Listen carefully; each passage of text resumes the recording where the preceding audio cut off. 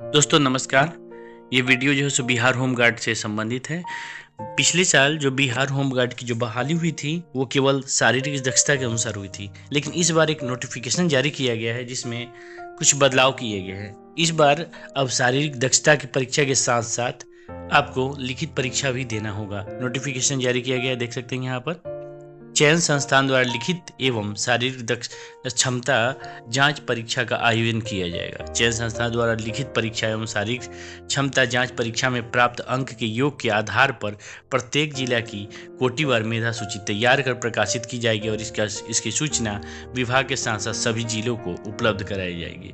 तो चलिए जानते हैं कि ये क्या है, नोटिफिकेशन कैसा है, अब कब का है, ये सब चीज़ जानते हैं। देखिए यहाँ देख सकते हैं, बिहार पुलिस मुख्यालय कार्मिक एवं कल्याण प्रभाग, पुलिस उप महानिरीक्षक कार्मिक बिहार पटना, सेवा में सभी क्षेत्रीय पुलिस महानिरीक्षक, पुलिस उप महानिरीक्षक, वरीय पुलिस अधीक्षक रेल सहित सभी विभाग के लिखा गया है। विषय है गृह विभाग बिहार पटना द्वारा प्रस्तावित बिहार चौकीदार संवर्ग नियमावली 2026 की परीक्षा के समीक्षा के संबंध में।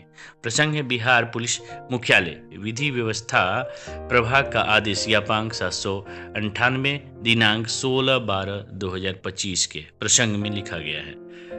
आगे बढ़ते हैं हम लोग, यहाँ देख सकते हैं कि यह जो है अतः गृह विभाग द्वारा प्रस्तावित बिहार चौकीदार संवर्ग नियमावली 2026 के प्रारूप प्रति संलग्न करते हुए अनुरोध है कि उक्त प्रस्तावित नियमावली के संबंध में अपने मंतव्य के साथ दिनांक 21/1/2026 को आहूत बैठक में शामिल रहना सुनिश्चित किया जाए। इस पर पुलिस महानिदेशक बिहार का अनुमोदन प्राप्त है। एक बैठक होगा 21 तारीख के दिन और उसी में ये जो नियमावली है इसके बारे में चर्चा की जाएगी। इस नियमावली का संक्षिप्त नाम क्या है? यह नियमावली बिहार चौकीदार संवर्ग नियमावली 2026 कही जाएगी। इसका विस्तार संपूर्ण बिहार राज्य में होगा। यह राजपत्र में प्रकाशन की तिथि से प्रवृत्ति होगी। परिभाषाएं इसमें दिया गया, काफ़ी समय के बाद पिछले साल जो है सो बिहार में होमगार्ड की बहाली आई थी और काफ़ी लंबे समय के बाद, तो फिर अब ये लगातार दूसरे साल जो है सो बहाली आ रही है। वैसे भी जो नई सरकार है उनका सोच है कि ज़्यादा से ज़्यादा युवाओं को रोजगार देना, तो उस ओर बढ़ते हुए तो आगे देख सकते हैं। देखिए संवर्ग का गठन है, कोटि का नाम है चौकीदार होंगे, उसके दफादार और फिर वरीय दफादार, यानी कि इन पदों पर जो है सो बहाली आएगी। शैक्षणिक अर्हता क्या है कि चौकीदार पद के लिए उसके नियुक्ति के लिए आवेदन देने की अंतिम तिथि तक अभ्यर्थियों को मान्यता प्राप्त शैक्षणिक संस्थान से 10वीं अथवा उसके समकक्ष, यानी कि 10वीं हो, कुछ लोग उर्दू से ही पढ़ते हैं तो उस लेवल का जो हो, और जो संस्कृत से पढ़ाई करते हैं या CBSE से, तो जो भी हो, जो 10th के इक्विवेलेंट होगा उसी मतलब आपको वो क्लास जो है उत्तीर्ण होना अब अनिवार्य हो गया। अभ्यर्थी का चरित्र अच्छा हो, आपराधिक इतिहास नहीं हो। पता ही है कि अगर आपराधिक मामला आपके खिलाफ दर्ज किया जाता है तो फिर आप किसी भी सरकारी नियुक्ति में भाग नहीं ले सकते हैं। अभ्यर्थी को साइकिल चलाने का ज्ञान हो आवश्यक होगा। वैसे अभ्यर्थी जिन्हें साइकिल चलाने का ज्ञान नहीं है उन्हें नियुक्ति से 3 माह के अंदर साइकिल चलाना सीखना अनिवार्य होगा, अन्यथा उनकी सेवा संपुष्ट नहीं। साइकिल चलाना तो फिर सभी लोगों को आता ही है, इसलिए ये कोई बड़ी बात नहीं है। अभ्यर्थी बिहार राज्य के अस्थायी निवासी होंगे तथा वे अपने अस्थायी निवास जिला के चौकीदार के रिक्त पद के विरुद्ध ही आवेदन कर सकेंगे एवं उनकी नियुक्ति उनके गृह जिला में ही की जाएगी। उनका स्थानांतरण अन्य जिलों में नहीं की जाएगी, यानी कि आपका जो जॉब होगा वो आपके जिला में ही होगा, दूसरे जिला में नहीं होगा। और सबसे बड़ी बात इसमें बोला जा रहा है कि अभ्यर्थी बिहार राज्य के ही निवासी होंगे, यानी कि दूसरे राज्य के निवासी होंगे तो उनका आवेदन इसमें नहीं लिया जाएगा। उम्र सीमा सामान्य कोटि के लिए न्यूनतम उम्र सीमा जो है सो 18 वर्ष है और अधिकतर उम्र सीमा जो है सो अधिकतम 30 वर्ष रखा गया है। पिछड़ा वर्ग के लिए अधिकतम उम्र सीमा 2 वर्षों का रखा गया है बढ़ा करके, यानी कि 32 किया गया है। पिछड़ा एवं अत्यंत पिछड़ा के लिए 3 वर्ष यानी कि 33 वर्ष किया गया है। अनुसूचित जाति जनजाति के लिए 5 वर्ष यानी कि 35 वर्ष किया गया है। राज्य सरकार के गृह रक्षकों को उम्र सीमा में 5 वर्षों की छूट दी जाएगी। यह छूट किसी भी गृह रक्षक के प्रथम योगदान की तिथि से 3 वर्ष के बाद होगा। वैसे लोग जो पहले से जॉब कर रहे हैं। आरक्षण इस संवर्ग में सीधी नियुक्ति तथा प्रोन्नति हेतु सामान्य प्रशासन विभाग बिहार सरकार द्वारा समय समय पर तथा यथा निर्धारित आरक्षण रोस्टर के संबंधित प्रावधान के लागू होंगे, यानी कि जिस प्रकार से आरक्षण बिहार में दिया जाता है वो रोस्टर के अनुसार बिहार में इसमें भी आरक्षण दिया जाएगा। चयन की प्रक्रिया है कि जिला पदाधिकारियों द्वारा अपने जिला में चौकीदार के पद पर सीधी नियुक्ति हेतु प्रत्येक वर्ष 1 अप्रैल की स्थिति के आधार पर रिक्तियों की गणना कर नियमानुसार सक्षम प्राधिकार से रोस्टर क्लियरेंस कराते हुए कोटिवार रिक्तियों की अधियाचना विभाग को 30 अप्रैल तक उपलब्ध करा दी जाएगी। यानी कि 1 अप्रैल तक गणना किया जाएगा कि कितनी रिक्ति है और उसी के अनुसार जो है सो रोस्टर बना करके, संख्या बना करके कितनी कम है और वो विभाग को उपलब्ध करा दी जाएगी। विभाग द्वारा प्रत्येक वर्ष सभी जिलों से प्राप्त अधियाचना चयन संस्थान को उपलब्ध कराई जाएगी। विभाग से प्राप्त अधियाचना के आधार पर चयन संस्था द्वारा समेकित विज्ञापन प्रकाशित किया जाएगा। विज्ञापन में जिलावार रिक्तियों का कोटिवार उल्लेख किया जाएगा। अभ्यर्थी को अपने जिला की रिक्ति के विरुद्ध ही आवेदन करना होगा। फिर से ये दोबारा बात लिखा गया है कि अभ्यर्थी जो सो केवल अपने जिला में ही आवेदन करेंगे, क्योंकि जॉब भी आपको अपने केवल जिला में ही करना है, किसी अन्य जिले में आपका स्थानांतरण भी नहीं होगा। चयन संस्थान द्वारा लिखित एवं शारीरिक दक्षता क्षमता परीक्षा जांच परीक्षा का आयोजन किया जाएगा। चयन संस्थान द्वारा लिखित परीक्षा एवं शारीरिक क्षमता जांच परीक्षा में प्राप्त अंक के योग के आधार पर प्रत्येक जिला की कोटिवार मेधा सूची तैयार कर प्रकाशित की जाएगी और इसकी सूचना विभाग के साथ साथ सभी जिलों को उपलब्ध भी करा दी जाएगी। यानी कि इस बार जो है एक महत्वपूर्ण पॉइंट है कि आपका केवल शारीरिक दक्षता नहीं होगा बल्कि लिखित परीक्षा भी होगा, तो उसमें भी आपको शामिल होना होगा और इन दोनों की सूची मिला करके, इन दोनों का जो है रिजल्ट मिला करके तब आपका सूची तैयार किया जाएगा, मेधा सूची।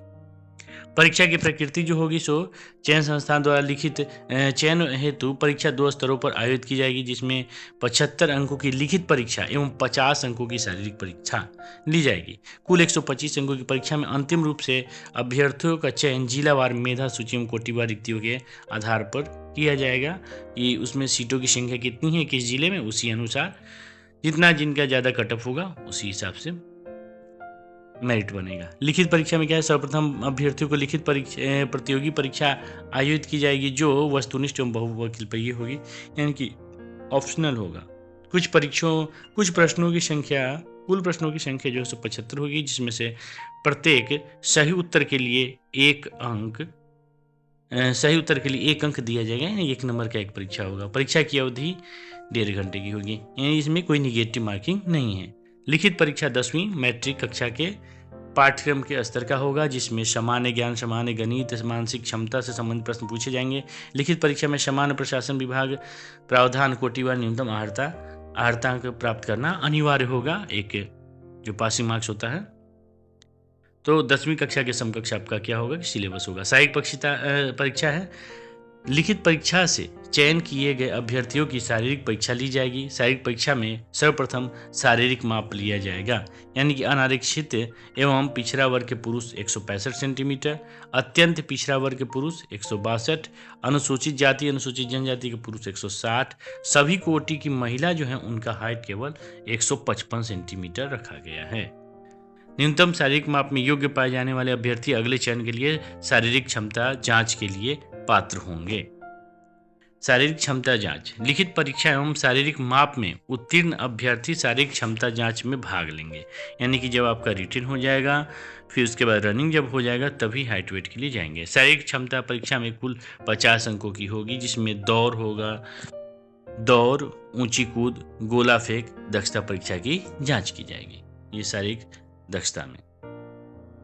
इसके बाद दौड़ अधिकतम जो है सो 30 अंक का होगा। दौड़ में 30 अंक आपको मिलेगा, जो कि दौड़ कितना होगा तो सभी पुरुष अभ्यर्थियों को 1.6 किलोमीटर का रनिंग होगा, सभी महिला अभ्यर्थियों के लिए 1 किलोमीटर का दौड़ होगा।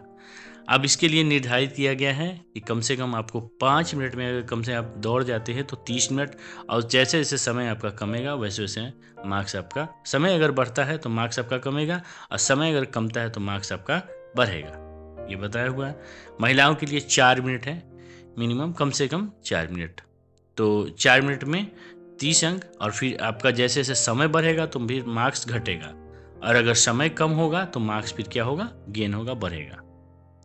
ऊंची कूद 10 अंकों का होगा, अधिकतम 10 अंकों का ऊंची कूद होगा, यानी कि अगर आप 5 फीट या उससे अधिक कूदते हैं तो 10 अंक, और अगर 4 फीट से नीचे कूदते हैं तो फिर उसके लिए 0 अंक मिलेंगे। महिलाओं के लिए वही है, 4 फीट है तो 4 फीट में इनको 10 अंक मिलेगा। गोला फेंक, इसके बाद से है गोला फेंक। गोला फेंक का नंबर है, ये भी 10 अंकों का होगा। पुरुष अभ्यर्थी को 16 पाउंड का और महिला अभ्यर्थी को 12 पाउंड का गोला फेंकना होगा। इसके लिए भी 20 फीट फेंकने पर, 20 फीट अगर आप फेंकते हैं गोला पुरुष के लिए तो 10 अंक, और फिर जैसे जैसे आपका दूरी घटेगा वैसे फिर अंक भी घटेगा। इसके बाद से महिलाओं के लिए यहाँ दिया हुआ है कि महिलाओं के लिए 16 फीट से अधिक फेंकने पर 10 अंक मिलेंगे। आगे बढ़ते हैं। निर्धारित समय में दौड़ पूर्ण करने वाले अभ्यर्थी को ही ऊंची कूद एवं गोला फेंक में सम्मिलित होने का अवसर प्रदान किया जाएगा। दौड़ में असफल अभ्यर्थी की उम्मीदवारी समाप्त की जाएगी। मात्र गोला फेंक और ऊंची कूद में अधिकतम 3 मौके दिए जाएंगे, यानी कि 3 मौका आपको दिया जाएगा, गोला फेंक में और फिर ऊंची कूद में। इसमें 0 प्राप्तांक अभ्यर्थी को भी मेधा सूची में शामिल किया जाएगा, यानी कि केवल वो पास हैं आप, कैंडिडेट नहीं मिलता है तब आपकी नियुक्ति की जाएगी। चयन संस्थान द्वारा निर्धारित तिथि पर परीक्षा शारीरिक क्षमता जांच की वीडियोग्राफी कराई जाएगी और शारीरिक क्षमता जांच का परिणाम उसी दिन परीक्षा की निर्धारित तिथि को ही घोषित कर दी जाएगी। मेधा सूची, लिखित परीक्षा में प्राप्त अंक एवं शारीरिक क्षमता जांच में प्राप्त अंकों के योग के आधार पर प्रत्येक जिला में कोटिवार मेधा सूची तैयार की जाएगी। जिस तरह से बिहार पुलिस में होता है वैसा नहीं होगा। बिहार पुलिस में क्या होता है कि केवल शारीरिक क्षमता जो है उसी के अनुसार रिजल्ट तैयार किया जाता है, रिटन के लिए वह क्वालिफाई होता है। जबकि इसमें क्या है कि दोनों का योग चाहिए, यानी कि शारीरिक मतलब जो दौड़ होगा, रनिंग होगा, फिजिकल जो होगा और रिटन एग्जाम होगा, दोनों का। तो ये बहुत बड़ी अपडेट थी। चयनित जो भी चौकीदारों की नियुक्ति यथासंभव बीट क्षेत्र यानी कि निकटवर्ती क्षेत्र में ही आपका दिया जाएगा। बहुत अच्छा जॉब है कि आपके नज़दीकी क्षेत्र में ही दिया जाएगा। तो देख सकते हैं ये एक बहुत बड़ी अपडेट है। बिहार चौकीदार, बिहार के होमगार्ड जो बहाली आने वाली है उससे संबंधित महत्वपूर्ण अपडेट है। तो अब आप सभी लोग तैयारी में लग जाएं, क्योंकि इसमें समय ज़्यादा नहीं दिया जाएगा। तो जल्द ही इसका नोटिफिकेशन जारी किएगा। समझ सकते हैं ये भी एक नोटिफिकेशन ही है। तो आप सभी लोग तैयारी में जुट जाएं और इसी तरह के खबरों को पाने के लिए चैनल को लाइक करें, सब्सक्राइब करें और एक दूसरे के साथ, फ्रेंड के साथ शेयर करें ताकि सही अपडेट आप तक पहुंच सकें। और हमारे डिस्क्रिप्शन में बिहार गवर्नमेंट जॉब जो हमारा व्हाट्सएप चैनल है, टेलीग्राम चैनल है, आप वो भी ज्वाइन कर सकते हैं। वहाँ प्रत्येक खबर दी जाती है, जो भी अपडेट होती है दी जाती है। धन्यवाद।